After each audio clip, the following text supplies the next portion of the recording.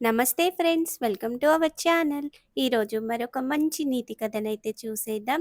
ఈరోజు కథ వచ్చేసి సోమరిపోతు రైతు కొడుకు కథనైతే చూద్దాం. వీడియో నచ్చితే లైక్ చేయండి, ఛానల్ని సబ్స్క్రైబ్ చేసి ఉండండి. మీ ముందుకు ప్రతిరోజు కూడా ఇలాంటి కొత్త కొత్త నీతి కథలనైతే తీసుకొస్తాను. ఈరోజు నేను చెప్పే కథ నచ్చితే వీడియోకి లైక్ చేసి ఛానల్ని అయితే సబ్స్క్రైబ్ చేయండి. ఇక కథను కూడా మొదలు పెడదాం.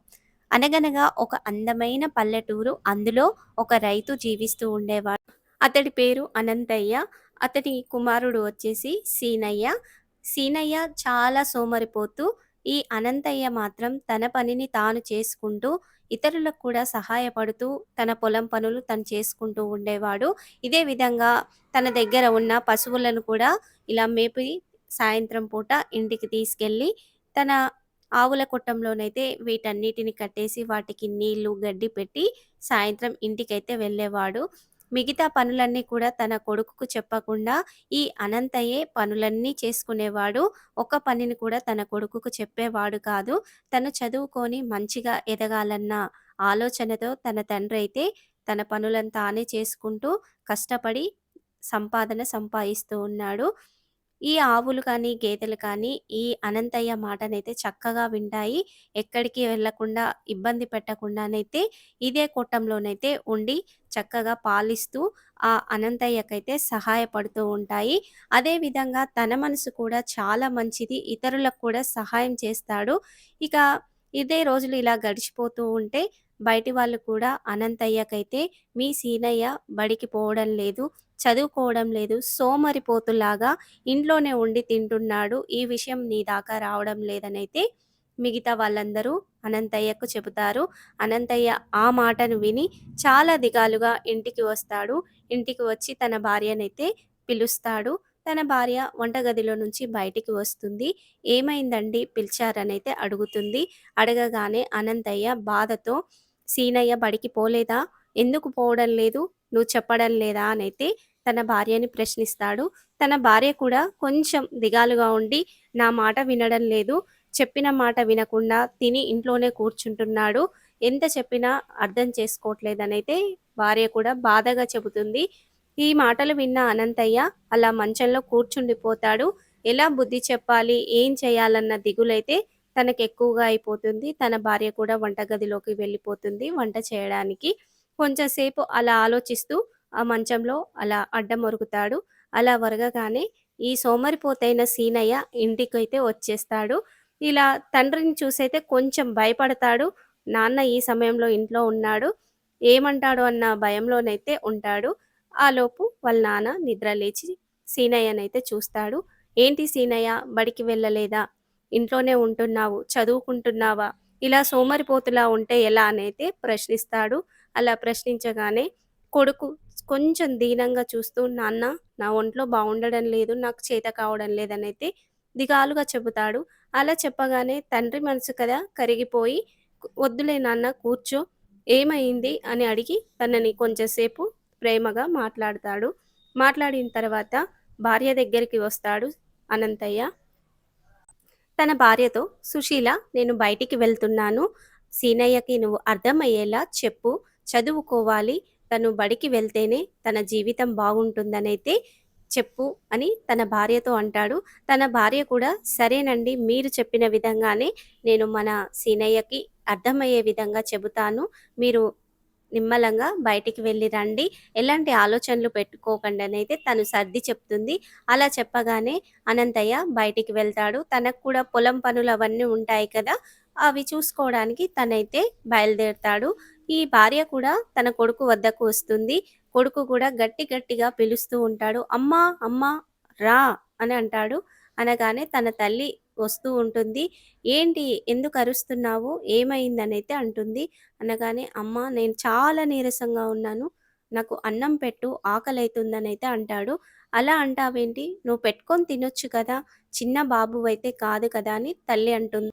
అలా అనగానే సోమరిపోతు సీనయ్య తల్లిని చూస్తూ, అమ్మ నాకు ఎందుకో నీరసంగా ఉంది, నువ్వు పెట్టియ్యవా అని అడుగుతాడు. అలా అడగగానే తల్లి మనసు కదా కరిగిపోయి కొడుకుకి అన్నం పెడుతుంది. పెట్టిన తర్వాత తన తండ్రి అన్న మాటలన్నీ కూడా కొడుకుకి అర్థమయ్యే విధంగా పక్కన కూర్చొనైతే చెబుతుంది, "నాన్న ఇలా సోమరిపోతుగా ఉండొద్దు. చదువుకోవాలి, పైకెదగాలి. నువ్వు ఎదిగితేనే కదా మమ్మల్ని రేపటి నాడు చూసుకుంటావనైతే" తల్లి చెప్పి అక్కడి నుంచి వెళుతుంది. సోమరిపోతు సీనయ్య అయితే అదే మంచంలో కూర్చొని కొంచెం ఆలోచించినట్టుగా నటిస్తాడు. తల్లి అటు వెళ్ళగానే బయటికి వెళ్ళిపోతాడు. తన ఆటలైతే తను ఆడుకుంటూ ఉంటాడు. ఇక తండ్రి కూడా చాలా దిగాలుగానైతే ఇదే విధంగా పనులు చేస్తూ వచ్చి ఆలోచనలో ఉంటూ ఉంటాడు. ఈ విధంగా కాలం మొత్తం గడిచిపోతుంది. కొన్నాళ్ళకి తన తండ్రికి జబ్బు చేస్తుంది. కష్టం చేసి చేసి ఉంటాడు కదా! జబ్బు చేస్తుంది. ఇక కొడుకు కూడా కొంచెం పెద్దగా అవుతాడు. కొడుకు దగ్గరికి రాగానే తండ్రి పిలుస్తాడు. "సీనయ్య ఇటు రా" అని అంటాడు. అనగానే కొడుకు దగ్గరికి వెళ్ళి, "చెప్పండి నాన్న" అని అడుగుతాడు. "నువ్వు ఎప్పటికీ ఇదే విధంగా ఉంటే జీవితంలో పైకి ఎదగవు. నువ్వు ఎదగకుండా ఉంటే నీ జీవితం ఎలా గడుస్తుంది? నేను ఒకవేళ లేనప్పుడు నీ భవిష్యత్ ఏంటి?" అనైతే అడుగుతాడు. అలా అడగగానే, "అలా అంటావేంటి నాన్న? నేను చదువుకుంటాను. కానీ నాకు ఇప్పుడు నీరసంగా ఉంటుంది. నేను కొన్నాళ్ళైతే చదవలేననైతే" తండ్రికి చెప్తాడు. తండ్రి ఇంకా దిగాలు పడతాడు. "అలా కాదు నాన్న, నీ జీవితం నువ్వు చూసుకోవాలి. ఎప్పుడు నేనైతే ఉండి నిన్ను చాదలేను కదా!" అని చెబుతాడు. కొన్నాళ్ళకి తన తండ్రి చనిపోతాడు. చనిపోయే ముందైతే ఒక మాట తన కొడుకుకు చెప్తాడు. "సీనయ్య, నీకోసం ఒక నిధినైతే మన పొలంలో దాచిపెట్టాను. నువ్వు ఆ నిధిని తీసుకొనైతే నీ జీవనాన్ని గడుపనైతే" చెబుతాడు. అదైతే ఆలోచించుకుంటూ తన కొడుకు తన తండ్రి నిధిని ఎక్కడ దాచిపెట్టాడు, ఎలా తీసుకోవాలన్న ఆలోచనే ఉంటుంది కానీ, కష్టం చేయాలి, జీవించాలన్న ఆలోచనైతే ఉండదు. అదే ఆలోచించుకుంటూ రోజులు గడుపుతూ ఉంటాడు. ఈలోపు ఎండాకాలం పోయి వర్షాకాలం కూడా మొదలవుతుంది. ఇక పంటలు పండించే సమయం అయితే మొదలవుతుందనమాట. అప్పటికి కూడా ఈ సీనయ్యకు బుద్ధి రాదు. ఆ నిధిని ఎలా తీసుకోవాలన్న ఆలోచనే ఉంటుంది కానీ, కష్టం చేయాలన్న ఆలోచనైతే రాదు. తన తల్లి మాత్రం తన దగ్గర ఉన్న గేదెలను, ఆవులనైతే చక్కగా చూసుకుంటూ, వాటి ద్వారా వచ్చిన పాలని ఊర్లో అమ్ముతూ జీవనాన్నైతే గడుపుతుంది. పంటలు కూడా పండించడం తగ్గిపోతుంది తన భర్త చనిపోయాకైతే. సీనయ్య సోమరిపోతు కదా! ఎలాంటి పనినైతే చేయడు. తల్లి దగ్గరికి వచ్చి, "అమ్మా, నాన్న నిధిని దాచిపెట్టాననైతే నాకు చెప్పాడు. మన పొలంలో ఎక్కడుందో నీకు తెలుసా అమ్మా?" అనైతే అడుగుతాడు. అడగగానే తల్లి చిరునవ్వు నవ్వి, "సీనయ్య, ఆ నిధి గురించి నాకైతే తెలవదు. నువ్వే వెళ్లి వెతుకు. నీకే దొరుకుతుందనైతే" తల్లి సమాధానమిస్తుంది. కొడుకు కూడా, "ఆ నిధిని ఎక్కడ పెట్టుంటాడు నాన్నగారు? నాకైతే అర్థం కావడం లేదమ్మా. మన పొలంలో ఏ మూలన ఉందంటావు?" అని అంటాడు. అలా అనగానే తల్లి మరొకసారి నవ్వి, "నువ్వే వెళ్లి వెతుకు నాన్న. నీకు దొరుకుతుందనైతే" చెబుతుంది. ఈ సీనయ్య ఇప్పటినుంచి మనం దెవలాడదాము. ఆ నిధి ఎక్కడుందో వెతకాలి అన్న తపనతో అయితే తన పొలం దగ్గరికి వెళతాడు. ఇలా ఆలోచించుకుంటూ దారెమ్మడి వెళ్తూ తన పొలంలో ఎక్కడెక్కడ తన తండ్రి పనిచేశాడు, అక్కడ నేను వెతకాలన్న ఉద్దేశంతో అయితే తను ఇలా ఆలోచించుకుంటూ వెళ్తాడు. తనకి ఎవరు స్నేహితులైతే ఉండరు. తను పెద్ద సోమరిపోతు కదా! స్నేహం అనేది కూడా ఉండదు. జ్ఞానం అనేది కూడా తనకైతే అంతగా ఉండదు. ఇదే విధంగా తను ఒంటరిగానైతే ఉండేవాడు. ఎవ్వరు కూడా తన దగ్గరికి వచ్చి సహాయం చేసేవారు కాదు. ఈ సోమరిపోతు సీనయ్య కూడా ఎవరికీ సహాయపడేవాడు కాదు. తన తల్లి మొఖం చూసి, తన తండ్రి చేసిన సహాయాన్ని చూసి మిగతా కూలి వాళ్ళు కూడా తన పొలంలో పని చేయడానికి వస్తారు. వాళ్ళతో పాటు ఈ సీనయ్య అయితే నిధి కోసం వెతుకుతున్న విధంగానే పని అయితే మొదలుపెడతాడు. ఆవులను పెట్టి పొలాన్నంతా కూడా దున్నిస్తాడు. తను కూడా వాళ్ళతో పాటుగా పని చేసుకుంటూ తన దగ్గర ఉన్న పశువులను కూడా ఈ పొలాల దగ్గరికి తీసుకొచ్చి మేపుతూ ఉంటాడు. కొన్నాళ్ళకి పంటలు పండుతాయి. డబ్బులు చాలా వచ్చేస్తాయి. ఆవులు కూడా చక్కగా పాలిచ్చి డబ్బులైతే చాలా ఉంటాయి సీనయ్య దగ్గర. అది ఆలోచించుకున్న తర్వాత తన తండ్రి తన కోసం ఇచ్చిన నిధి ఇది అనైతే తెలుసుకుంటాడు. అదే విధంగా తల్లి దగ్గరికి వెళ్ళి తను సంతోషంగా, "అమ్మ, నాన్న ఇచ్చిన నిధేందో నేను తెలుసుకున్నాను. మన పొలమే మనకి నిధి. ఆ పంటలు పండిస్తే మన దగ్గర చాలా డబ్బులైతే ఉంటాయి. అది నేను అర్థం చేసుకోలేకపోయాను. ఇన్ని రోజులు నాన్నగారు నిధి ఎక్కడ పెట్టారనే ఆలోచించాను కానీ, నేను పని చేసి సంపాదియాలన్న ఆలోచన నాకు రాలేదు. నన్ను క్షమించమ్మా" అనైతే తన తల్లిని అడుగుతాడు. "ఇన్ని రోజులు సీనయ్య, నువ్వు సోమరిపోతుగా బతికావు కదా! నీకు ఇవన్నీ కూడా అర్థం కాలేదు. ఇప్పుడు అర్థమైంది కదా! ఇప్పటినుంచి నీ జీవితాన్నైతే సంతోషంగా జీవించు. 10 మందికి ఉపయోగపడనైతే తన తల్లి చెబుతుంది. తన తల్లి మాటలు విన్న సీనయ్య తన పొలంలోకొచ్చైతే ఒంటరిగా కూర్చొని చాలా సేపు ఆలోచిస్తాడు. ఇన్ని రోజులు నేను చేసిన తప్పు చాలా పెద్దది.